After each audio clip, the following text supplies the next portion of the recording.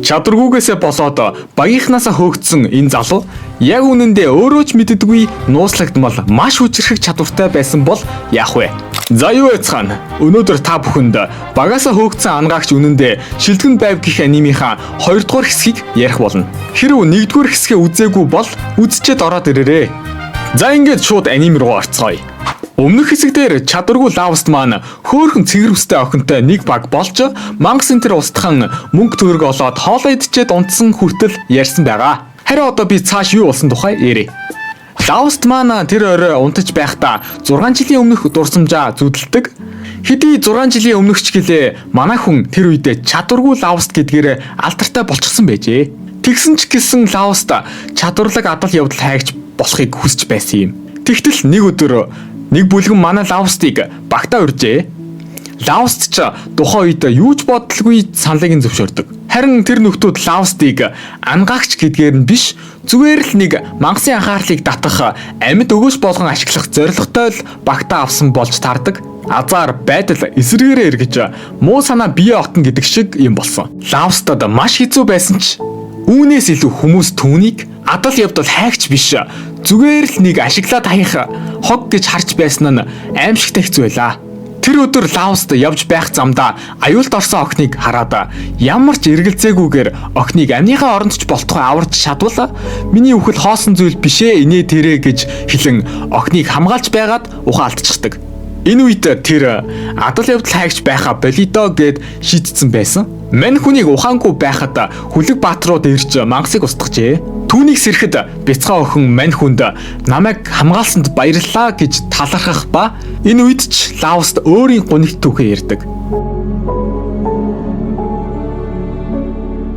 Түүний яриаг сонссон охин том болоод адал явдал хайгч болоод манай хүнтэй нэг баг болж таныг хамгаалнаа гэж хэлээд тун удалгүй гэрлүүгөө яваад өгчээ. Лавст язгууртай охин адал явдал хайгч болох боломжгүй шүү дээ гэж өөртөө хэлдэг. Гэхдээ л бяцхан охины үгэнд урамшин зориг орч дахин нэг удаа адал явдал хайгч болохоор шийдлээ. Зя ингээд болидо үүгээр дуусгая да гэж сэтгэлээр навс унтсан байсан нөхөр маань дахин адал явдал хайгч болох урам зоригоо охиноос авсан юм да. Ингээд мань хүн багштай болж бэлтгэл мэлтгэл хийж эхэллээ. Мөн ангаагчийн хувьд өөр зүйл ашиглаж чадахгүй ч адал явдал хайгчийн олон чадварыг сурч эзэмшиж ийхүү олон зүйлс чаддаг болсон лавстын хамгийн ихэнд орсон баг нь аянгийн сэлэм байсан байжээ. Аянгийн сэлмэд байхдаа лавст авах ёстой мөнгөө ч авч чадахгүй гологдол зойрны хөдөө өрөөнд хөөрхөлтэй амьдралаар амьдарч байтал нэгэн зүйл тохиолджээ. Яасан гэхээр олон толгойтой хор ялгаруулдаг авраг могоо гих маш хүчрэх мангасыг устгах даалгавар лавст багийнхантайгаа цуг авчээ. Ийхүү мангастай тулдаж байтал багийн нэг эмэгтэй гишүүн нь гэмтэн мангасын хоронд өртөж баларлаа. Харин манай лавст хоргүйжлэх шид ашиглаж чадахгүй учраас өөрийн цорын ганц ашиглаж чадах эдгээлтэй ашиглаж хорийг тогтоож байхдаа эмэгтэйд ингэж хэлдэг. За би энэ эдгээлтээр тамирыг чинь нөхий. Яванда хорчин гарчих байх уу гэж хэлдэг. Яста үнэн зоргоороо нөхөр шүү. Харин энэ үед энэ багийг удирдах байгаа сэлэмчин залуу мань хоёрыг юугаа игээд байгаа юм надад тусал эмэгтэй хорцноосоо болоод хөдөлж чадахгүй байгаад бухимдсан ахлагч ацсан шалаанд орохдоо лавстад бүх буруугаа тохиж сүүлээ хавчин зогтдог. Ахмад нь ийм шалжихнуур байвал багийнх нь дуус ойлгомжтой бидтэй. Ахлагч зогтлаа дараа нь багийн шид ашигладаг охинч бас зогтож лавст ч бас эмэгтэйг мөрлөн зогтохоор болж ийхүү даалгавар бүтлгүүдлээ. Хотод ирээд багийнх нь лавстыг аврах могоог ялч чадаагүй нь хоргүйжлэх шид ашиглаж чадахгүй чиний буруу гэж хэлэн багаас хөлөө. Ийхүү багаасаа өгсөн лавст маань энэ хөөрхөн цэгэр хүстэй Нарсина гих охинтой нэг баг болжээ. Харин одоо цаг буюу ингээд зүүднээсээ сэрсэн лавст тэр үеийн шар үстэй бяцхан охины үг байгаагүй байсан бол би өдийд адал явдал хайгч байхаа болчихсон байх байсан да хэмээн орноосоо өндөлөө. За өнөөдөр манай хоёр маань цамхаг дотор байдаг шилжүүлгийн тойргоор дунд давхар руу явж үзэх плантай.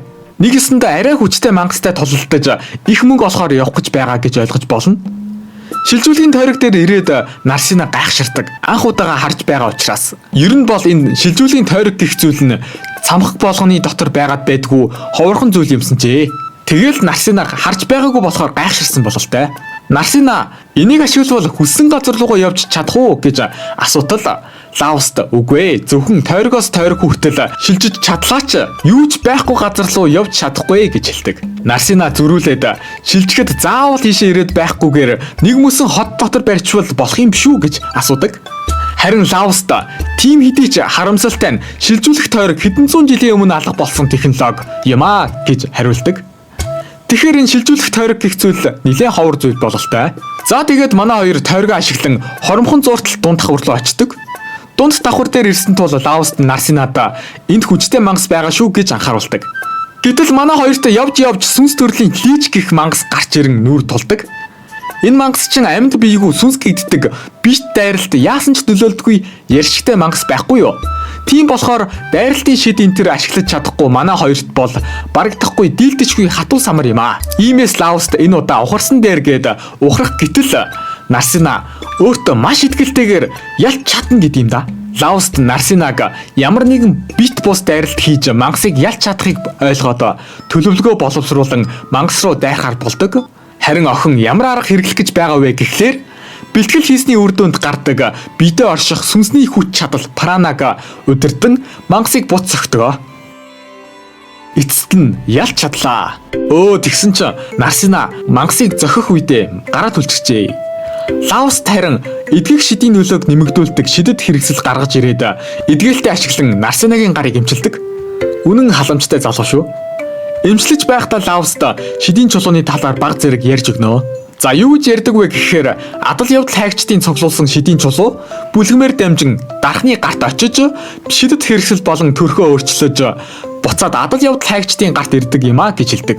Эргээд харсан чинь Нарсинагийн шарах маш урдан идэгцэн байдаг юм да. Шидийн хэрэгсэл ч үнэхээр хэрэгцээтэй зүйл юм а. Шидийн хэрэгсэл гэснээс Нарсинагийн саяны ялсан лийч гэх сүнслэг биетэй мангасын шидийн чулуу амар их мөнгө болсон шүү. Манай хоёрын шидийн чулуунаас олсон мөнгөний тодорхой хэмжээний хувийг авч цалинждаг.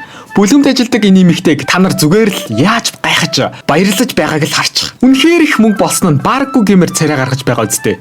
Энэ үеэр Лауст арайч тийм өндөр өн хүрнэ гэж бодсонгүй шүү гэж баярлан Нарсинатай цуг алхаж байдаг. Бараг энэ хоёр ч хамт болцоод байгаа юм шүү. Манай хоёр явж байх замдаа шалахгүй юмнаас хэрэлдэн тэр хавьда бөөн шуугаан тарьж байгаа бүтгүүл гаруудын хэрүүлийг хальт харнаа. Лауст охинд инх үлдэг. Ягаад ч юм өөр газар хэрэг төвөг тарьсан адал явдал хайгчид энэ хотод цуглараад байгаа. Дээрээс нь энэ нөхдүүд хотын хүмүүст төв удаж үнэн хэцүү асуудалтай байгаа гэж хэлдэг. Та нар зүгээр л энэ нөхдүүдийн царайг нь л харалтаа. Харваас бүтггүй нөхдүүд байгаа зү. Энэ үед Лауст Нарсинад энэ ч яах вэ? Хоёлаа гайгүй мөнгөтэй болцсон юм чин тансаг орой хоол идцгээе гэж хэлдэг. Охин ч окей гээд орой хоолнд орохоор явдаг.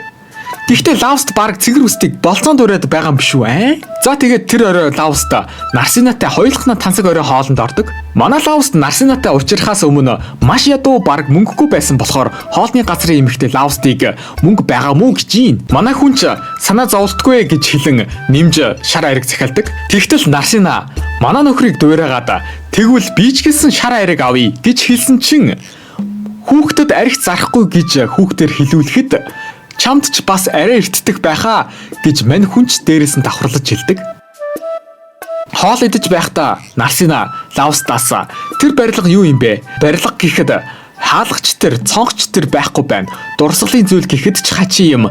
Яг юу юм бэ гэж асуудаг. Лауст хэлэхдээ би ч гэсэн юу юм болоо гэд энэ зүйлийг барьж байгаа хүмүүсээс асууж үзсэн чинь өөрсдөө хүртэл юу бариад байгаагаа мэдэхгүй байсан гэж хэлдэг. Тэгэд бас хэн бариулж байгаа нь мэддэхгүйгээс гадна энэ сонин барилгаа хотыг тойруулаад бариулсан байвал яах вэ? Манай хоёр ч дэлхийн ертөнц уудам юм да. Ийм хачи юм мөнгөөр бариулж л байдаг гэж хэлэн тэр орой буу халан жаал судаг да. За тэгээд унтаж амарцгаахаар болж энэ хоёр өрөөндөө орцгоодог. Нарсина охин өрөөндөө ороод манай нөхөртэй нэг өрөөнд ормоор байна гэж хэлмээр байна. Гэхдээ ичээд чадахгүй нэ гэж ичгэнгүүрэн өөртөө хэлээд байдгийн. Яа бүр манай хүнд ухаангуу дууралцсан бололтой хөөрхий. Харин Лауст хайр энтер биш Нарсинатай нэг баг болсондоо талархаад байж байдаг. Тэгэд бас болоогүй.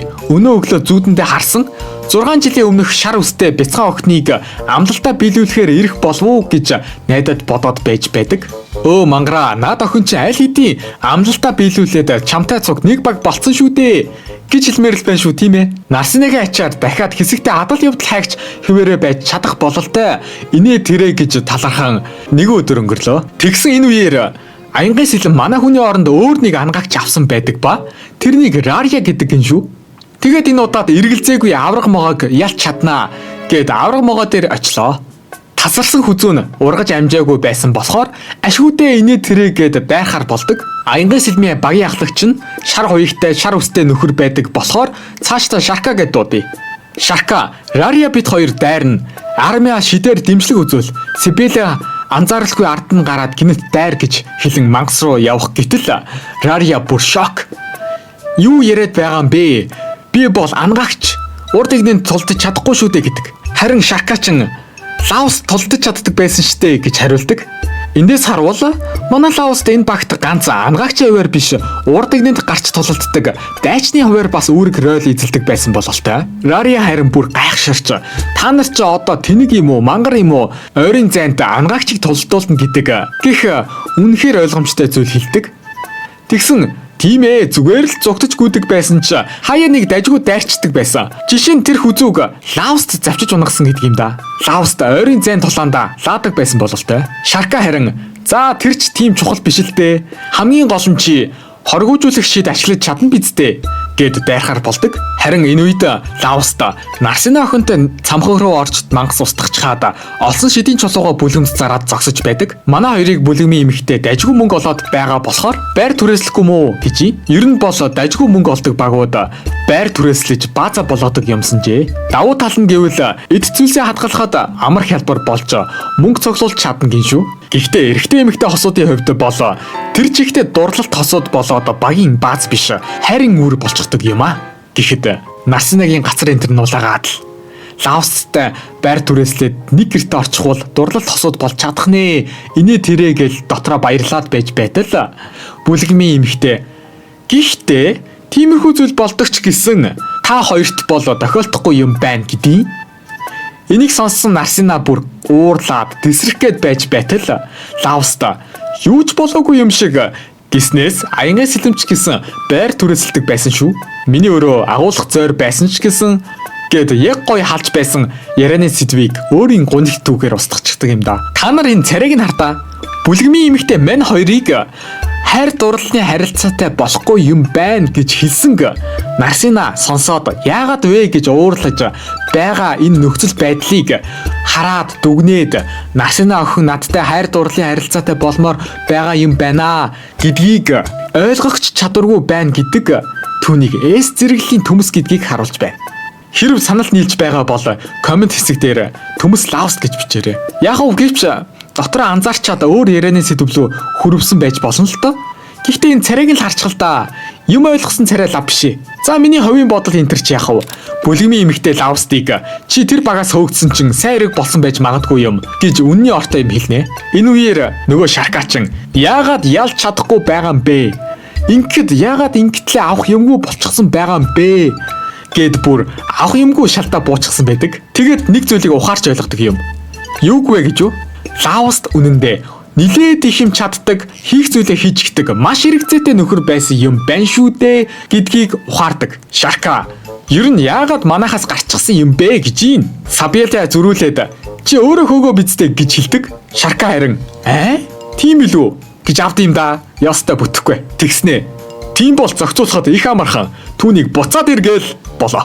Яагаад гэвэл бид нар бол алтартай баг Аянгын сэлэм шүү дээ. Урьж байхад татгалцах хүн нэгч байхгүй. Ха гэж энийгээд маргааш нь Лаустад чамайг дахин нэг удаа Аянгын сэлмэд оруулж өгье.